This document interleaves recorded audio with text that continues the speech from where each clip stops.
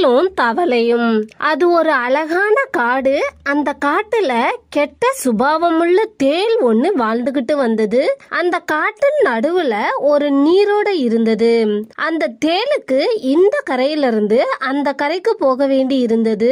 அந்த கரைக்கு போறதுக்காக அந்த நீரோடையில இருக்கக்கூடிய பெரிய மீன்கள், நண்டு, ஆமைகிட்ட எல்லாம் போய் தேல் உதவி கேட்டது. ஆனா அந்த பொல்லாத தேல் நம்மள கொட்டிடுமோன்ற பயத்துல அவைகள் எல்லாம் மறுத்துட்டாங்க. எப்படி நீரோடைய கடக்கிறதுன்னு தேல் யோசிச்சுக்கிட்டே இருந்த போது அந்த நீரோடையில தவளை ஒண்ணு வந்துகிட்டு இருந்தது. தவளைய கண்ட தேல், தவளையாரே, நான் அக்கறைக்கு போகணும், என்ன அங்க கொண்டு போய் விட்டுடுறியான்னு கேட்டது.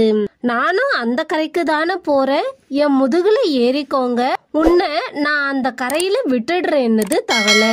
தேலும் தவளையோட முதுகுல ஏறிக்குச்சு. தவளை நீர்ல நீந்தி செல்ல ஆரம்பிச்சது. கொஞ்ச தூரம் தான் தவளை போயிருக்கும். தேலுக்கு ஒரு யோசனை வந்தது. நான் பல பேரை கொட்டி இருக்கேன், அவங்க வலியால துடிச்சதையும் பாத்திருக்கேன். ஆனா நான் ஒரு நாளும் தவளைய கொட்டல. இந்த தவளைய கொட்டுனா எப்படி துடிக்கும்? இத விட்டா வேற சந்தர்ப்பம் கிடைக்காதுன்னு தவளைய கொட்டி பார்க்க நினைச்சது. தேல் தவளையின் முதுகுல கொட்டுச்சு. ஆனா தவளை பேசாம போய்கிட்டே இருந்தது. தேல் தவளைய பார்த்து, தவளையாரே, உங்க உடம்புல வலியே வர்றதில்லையான்னு கேட்டது.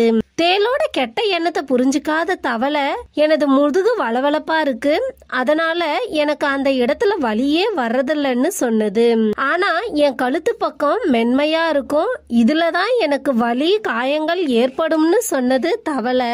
ஓஹோ, அப்படியான்னு கேட்ட தேல் மெதுவா தவளையோட கழுத்து பக்கம் போச்சு. கழுத்துல இருந்து தலை பகுதிக்கு போன தேலு தவளைய கொட்ட ஆரம்பிச்சது.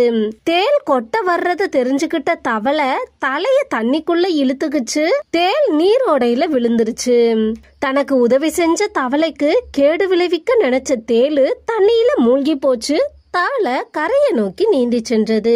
இந்த கதையிலிருந்து நாம தெரிஞ்சுக்க கூடிய நீதி என்னன்னு பார்த்தோம்னா, ஒருத்தர் எந்தவித பலனையும் எதிர்பார்க்காம நமக்கு உதவி செஞ்சா அவங்க உதவிய நாம நம்ம வாழ்நாள் முழுவதும் என்னைக்குமே மறக்க கூடாது.